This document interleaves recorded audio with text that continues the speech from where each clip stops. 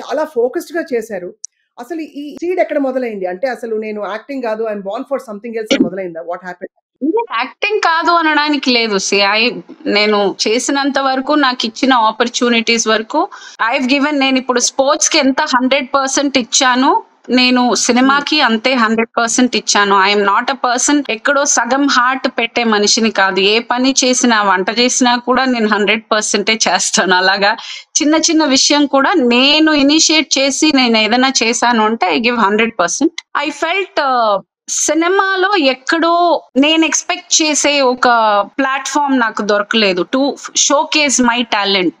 నాకిచ్చిన right. Opportunities were not that good enough అనేది ఎక్కడో ఒక కొరత మనసులో ఉంటూనే ఉండింది. అంటే ఉంటది కదా! ప్రతి ఆర్టిస్ట్‌కి అయ్యో! ఎందుకు నాకు ఆ క్యారెక్టర్ ఎందుకు నన్ను కన్సిడర్ చేయలేదు అలా. సమ్‌వేర్ ఒక చిన్న కొరత ఉంటూనే ఉండింది. సో, అది నేను నెగెటివ్‌గా తీసుకోవడం కన్నా అది ఐ ఫెల్ట్ దట్ వాస్ నాకెక్కడో ఒక బెంగగా, ఒక బాధగా ఉండేది.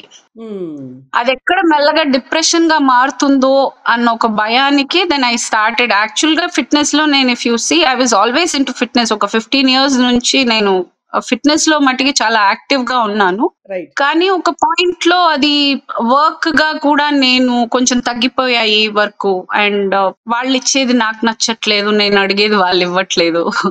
సో, ఎక్కడో చిన్న ఒక ఒక బాధ ఉండింది. సో, ఐ థింక్ నేను కరెక్ట్ ఛానెల్‌లో ఎన్నుకున్నాను by God's grace.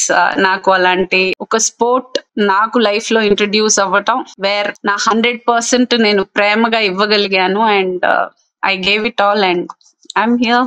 Of course you are here and you have more places to go. We are so proud అసలు ప్రగతి.